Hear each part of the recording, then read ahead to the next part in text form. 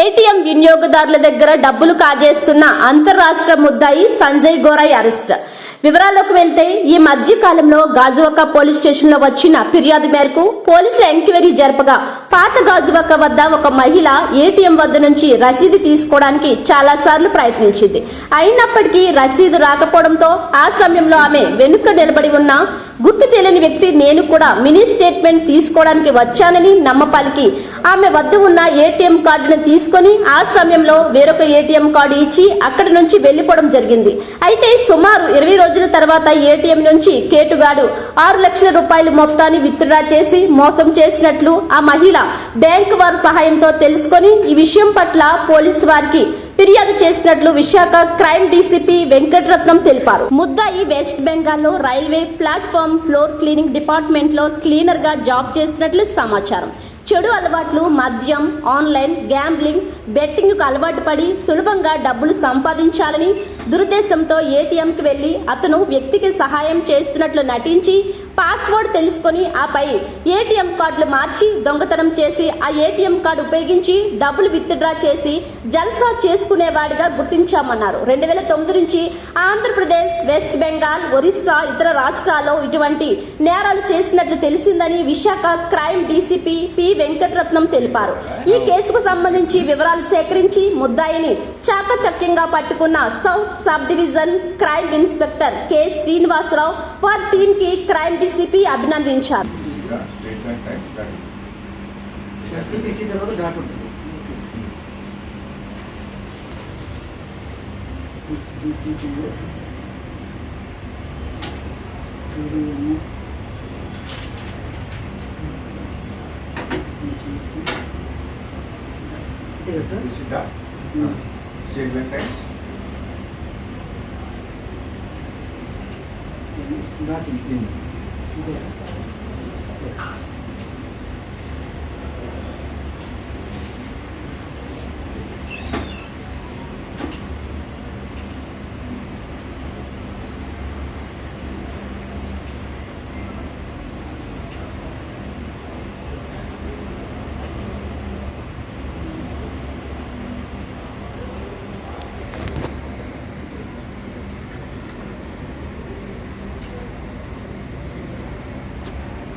Speed పెట్టాలా? Speed పెట్టు.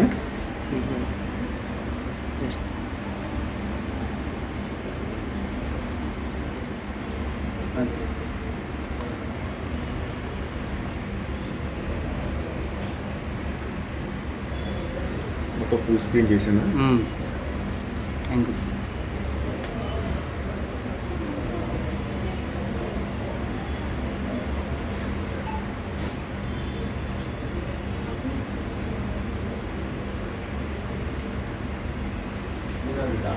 అడే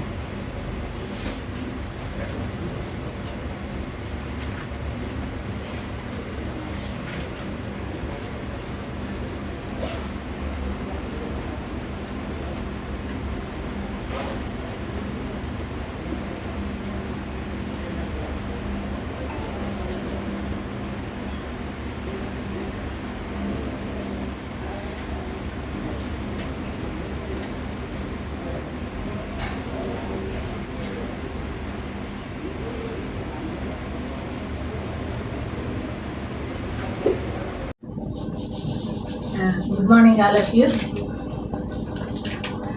ఇది ఒక ఏటీఎం థెఫ్ట్ కేసులో మనకి విక్టిమ్ అయినటువంటి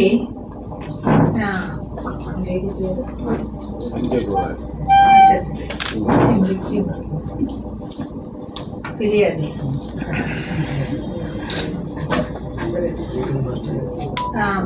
మనకి 13/7/24 వచ్చి ఫిర్యాదు చేయడం జరిగింది. ఏమైందంటే తను 21/6/24 10:30 గంటలకి పాత పోలీస్ స్టేషన్ అదే గాజువాక ఏటీఎంకి తను డ్రా చేయడానికి వెళ్ళింది. అక్కడ ఏటీఎంలో డ్రా చేసిన తర్వాత స్లిప్ కోసం ట్రై చేస్తే ఎప్పటికీ రాలేదు. రాకపోతే తన వెనక ఉన్నటువంటి ఈ ఎవడైతే అక్యూజ్డ్ ఉన్నాడో అతను హెల్ప్ అంటే తను తీస్తాను ఆ కార్డు అన్నట్టుగా ఆమె నమ్మించి ఈ తరుణంలో తను కార్డు ఏమో మార్చేశాడు. తన దగ్గర ఉన్న ఏటీఎం ఫేక్ కార్డ్ని ఆ లేడీకి ఇచ్చేసి ఆమె దగ్గర ఉన్నటువంటి ఒరిజినల్ కార్డ్నేమో తీసేసుకున్నాడు. ఆమె అంత అబ్జర్వ్ చేయలేదు.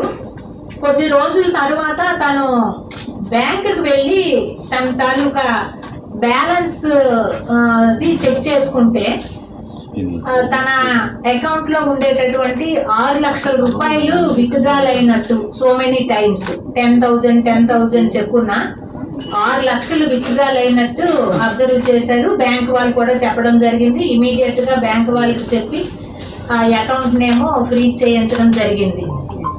సో ఇది కంప్లైంట్ అనేటటువంటిది గాజువాక క్రైమ్ పోలీస్ స్టేషన్ కి ఇచ్చారు. సో దాని మీద వర్కౌట్ చేయడం జరిగింది. చాలా యాంగిల్స్ లో వర్కౌట్ చేశారు. చేసిన తర్వాత మనకి అన్ని టెక్నికల్ ఆస్పెక్ట్స్ లో ఒక టీమ్ ని ఫామ్ చేయడం జరిగింది. ముఖ్యంగా గాజువాక క్రైమ్ సిఐ అయినటువంటి శ్రీనివాసరావు గారు దీని మీద చాలా ఎఫర్ట్స్ పెట్టి ఆ ముద్దాయిని ట్రేస్ చేశాం. అయితే ఆ ముద్దాయి వెస్ట్ బెంగాల్లో ఉన్నట్టుగా మనము అబ్జర్వ్ చేశాము. సో సిపి గారు ఇమీడియట్ గా ఒక టీమ్ ని ఫామ్ చేసి అక్కడికి పంపించడం జరిగింది. అయితే అక్యూజ్డ్ చాలా తెలివైనోడు. మనకి దొరకకుండా చాలా రోజులు మనల్ని ఇబ్బంది పెట్టాడు.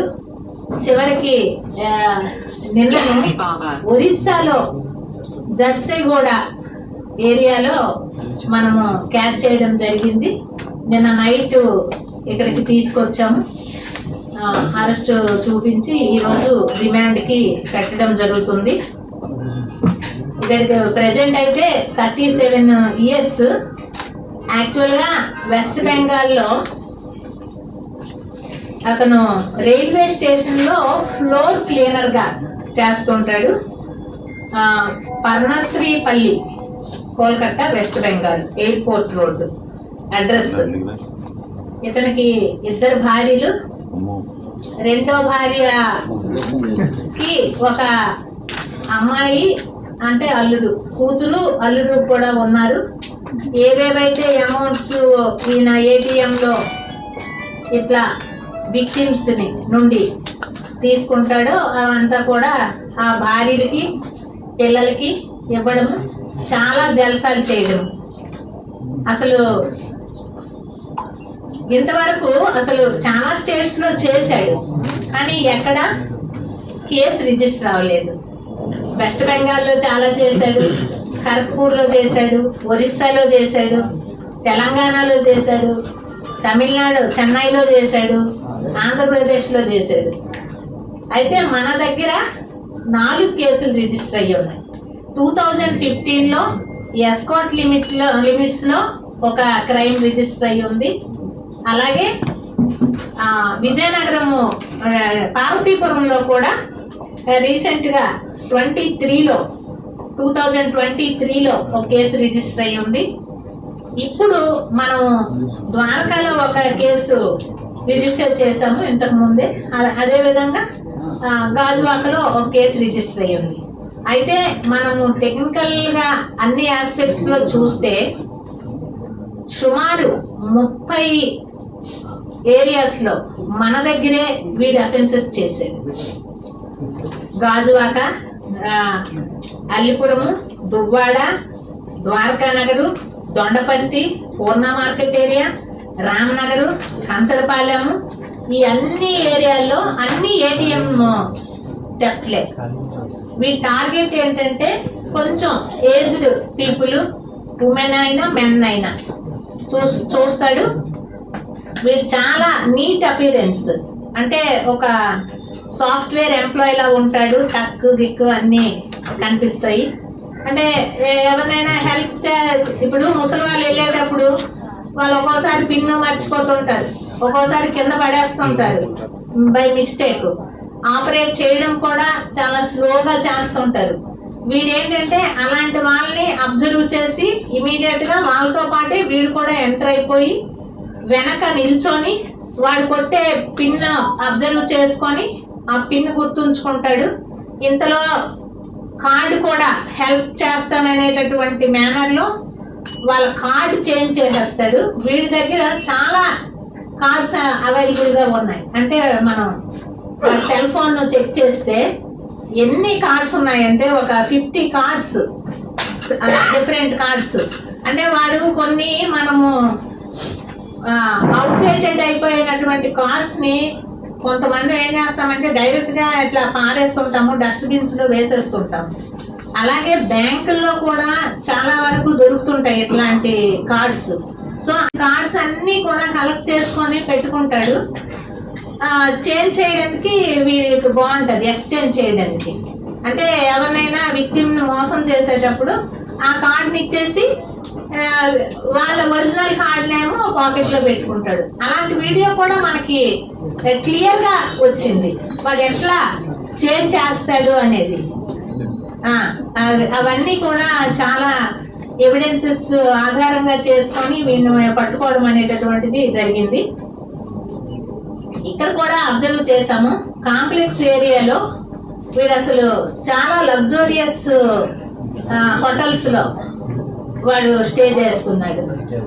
బైక్లు రెంట్కి తీసుకొని బైక్ మీద ఇక్కడ మొత్తం ఊరంతా కూడా తిరిగేసి వీడి అఫెన్సెస్ కి అనువుగా ఉండేటటువంటి ఏటీఎంస్ ని చూసుకోవడం, అబ్జర్వ్ చేసుకోవడం మార్నింగ్ నుంచి ఈవినింగ్ వరకు.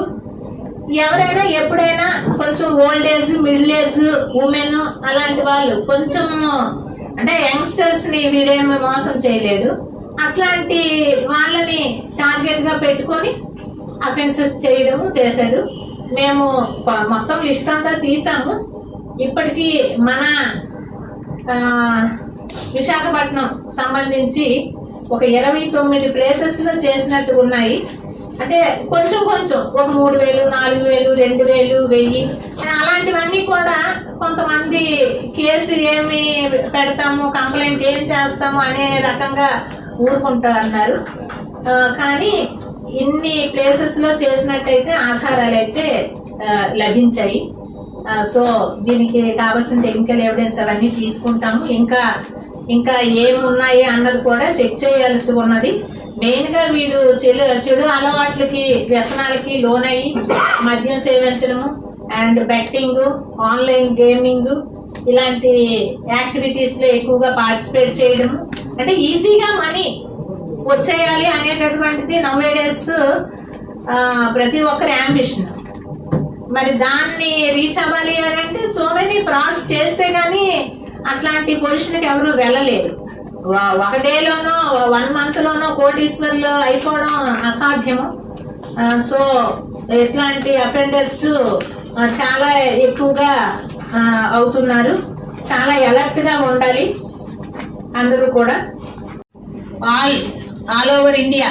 ఎందుకంటే ఇలాంటి అఫెన్సెస్ చాలా ఎక్కువ జరుగుతున్నాయి అన్ని సిటీస్ లోనూ, అన్ని ఏటీఎంస్ లో కూడా, బ్యాంక్స్ దగ్గర చాలా ఫ్రాడ్స్ జరుగుతూ ఉన్నాయి. సో ఏటీఎంకి వెళ్ళే సమయంలో ఆ కార్డు మాత్రం ఎవరికి ఇవ్వకూడదు, పక్క వాళ్ళకి. అలాగే పిన్ కూడా డిస్క్లోజ్ చేయకూడదు. చాలా మంది ఏటీఎం కార్డుల మీద వాళ్ళ పిన్ రాసుకుంటారు, మర్చిపోతాం అనే దీని మీద. పొరపాటున ఏటీఎం కార్డు కానీ మిస్ అయింది అనుకోండి, పడిపోయినా సరే ఆ పిన్ ఉండి ఎవడు పెట్టేసినా సరే అమౌంట్ అనేటటువంటిది డ్రా చేసుకోవడం ఈజీ అవుతుంది. కాబట్టి అట్లా కార్డు మీద పిన్ అనేటటువంటిది నోట్ చేసుకోకండి.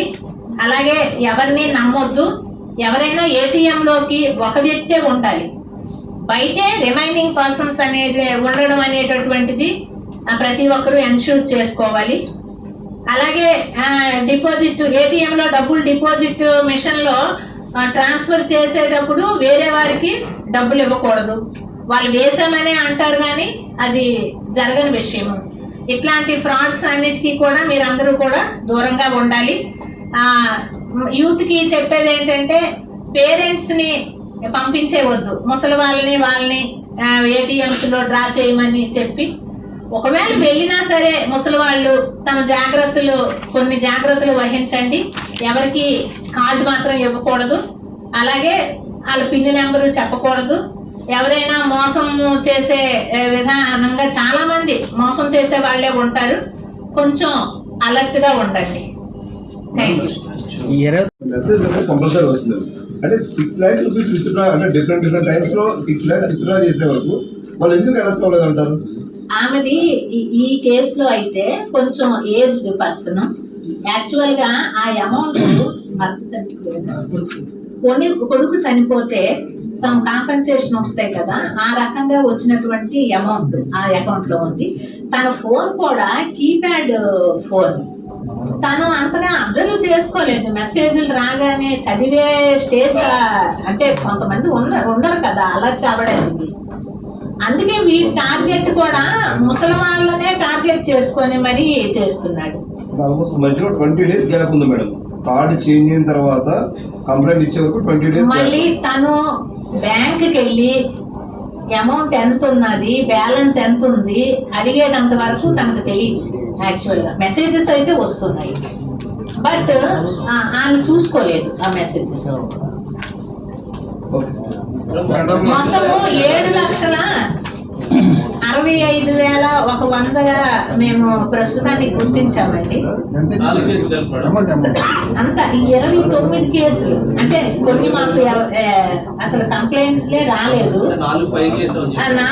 ఈ 4 కేసుల్లో అయితే మనకి గాజువాగా కేసులో 6 లక్షలండి. ద్వారకాలో మనకి ఇంతకు ముందు రిజిస్టర్ చేసాము, అందులో 40,000 రూపాయలు. ఈ 2 కేసుల్లో అయితే మనకి తెలియదండి. మారుతీపురం అండ్ ఎస్కోట కేసుల్లో ఎంత అనేది తెలియదు. అంటే మొత్తం మన సిటీలో వీరు 29 అఫెన్సెస్ చేసినట్టుగా మనము గుర్తించడం జరిగింది. అన్ని కలిపి రికవరీ వచ్చి మనము 1,46,800 రూపీస్ అతని దగ్గర నుంచి రికవరీ చేస్తాం.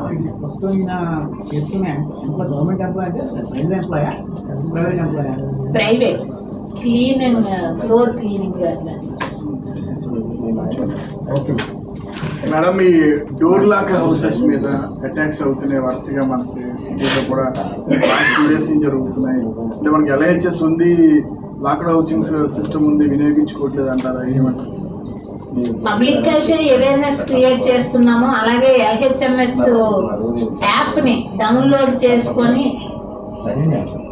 రిక్వెస్ట్లు పంపించమని కూడా చెప్పడం జరుగుతుంది. వచ్చిన రిక్వెస్ట్లకైతే మేము మా దగ్గర ఉండే LHMS-ని ఇన్స్టాల్ చేయడం కూడా జరుగుతుంది. అయినప్పటికీ కూడా అఫెన్సెస్ జరుగుతూనే ఉన్నాయి, ఆగడం లేదు. బీట్ సిస్టమ్ కూడా ఇప్పుడు ప్రజెంట్ ఇంప్రూవ్ చేయడం జరిగింది. అజైల్ యాప్కి కనెక్ట్ చేస్తున్నాము. అంటే ఈ బీట్స్ మేము పెట్టిన పాయింట్స్కి వెళ్తున్నాయా లేదా చెకింగ్ అన్నమాట. ఈ బీట్స్ అజైల్ యాప్ ద్వారా ఈ బీట్ సిస్టమ్ని కూడా డెవలప్ చేసి continuous monitoring, not only crime beats, law and order beats, traffic beats, అన్ని బీట్స్ కూడా 24/7 వర్క్ చేసేటట్లు సిపి సార్ అయితే చాలా ఇన్స్ట్రక్షన్స్ ఇవ్వడం జరిగింది. సిపి సార్ స్వయంగా మానిటర్ చేస్తున్నారు. సార్ విజిట్స్ అయితే లేట్ నైట్స్, ఎర్లీ మార్నింగ్స్ కూడా విజిట్స్ అనేటటువంటివి చేసి ఎక్కడెక్కడ ఏ డ్రాబ్యాక్స్ ఉన్నాయి అనే దాని మీద సార్ చాలా ఎఫెక్టివ్గా వర్క్ చేస్తూ ఎవరెవరికి రిక్విజిషన్స్ పంపించాలి, మెయిన్గా 5 points-ని సార్ టార్గెట్ గా పెట్టుకున్నారు. హెచ్బీస్ అయితేనేంటి, other crimes whether law and order crime అయితేనేంటి, రియల్ ప్రాపర్టీ అఫెన్సెస్ అయితేనేంటి, దానికి సంబంధించి 100% సీసీ కెమెరాస్ ఇన్స్టలేషన్ జరగాలనేటటువంటిది. సెకండ్ ఏంటంటే 100% ఇల్యూమినేషన్ ఉండాలి. లైటింగ్ అనేటటువంటిది ఉంటే ఇట్లాంటి అఫెన్సెస్ జరగకుండా ఉంటాయి అనేది సార్ ముఖ్య ఉద్దేశము. అలాగే బుషెస్ క్లియరెన్స్, చాలా ఏరియాల్లో కొంచెం బుషెస్ ఉండడం వల్ల కూడా ఇల్లీగల్ యాక్టివిటీస్, గాంజాయి అని కానీ, డ్రింకింగ్ అని కానీ అలాంటివన్నీ చేయడానికి ఆస్కారం. కాబట్టి బుషెస్ క్లియరెన్స్ అనేటటువంటిది తక్కువగా అంటే ఏరియాస్ లో బుషెస్ క్లియర్ చేయమని చెప్పడం జరుగుతుంది. అలాగే జీవీఎంసీ వాళ్ళకి అండ్ ఎలక్ట్రికల్ డిపార్ట్మెంట్ వాళ్ళకి సారు కమిషనర్స్ కి లెటర్స్ రాసి కలెక్టర్ సార్ కూడా, డిస్ట్రిక్ట్ మెజిస్ట్రేట్ కూడా రిక్విజిషన్స్ పంపించి అవన్నీ కూడా 100% ఎన్ష్యూర్ చేయడంలో సిపి సార్ అయితే మాత్రం అసలు అహర్నిశలు కృషి చేస్తున్నారు. అలాగే మా వైపుగా 100% బీట్ కవరేజ్ ఉండేటట్లు అన్ని ఏరియాస్ లో కూడా ఎక్కడ ఏ రకమైనటువంటి అఫెన్స్ జరగకుండా చూసుకోవాలి. ఎల్హెచ్ఎంఎస్ యాప్స్ కూడా ప్రతి ఒక్కరూ డౌన్లోడ్ చేసుకొని రిక్విజిషన్ పంపించడం. అలాగే public participation in controlling of all these illegal activities, prevention of property offences అయితేనేంటి, బాడీలీ అఫెన్సెస్ అయితేనేంటి, ఈ డ్రగ్స్ సంబంధించినటువంటి అఫెన్సెస్ అయితేనేంటి, ఏవి జరగకుండా చూడాలి అనేటటువంటిది సార్ తాలూకా ధ్యేయము. మేమందరం కూడా కృషి చేస్తున్నాం. Okay madam, thank you.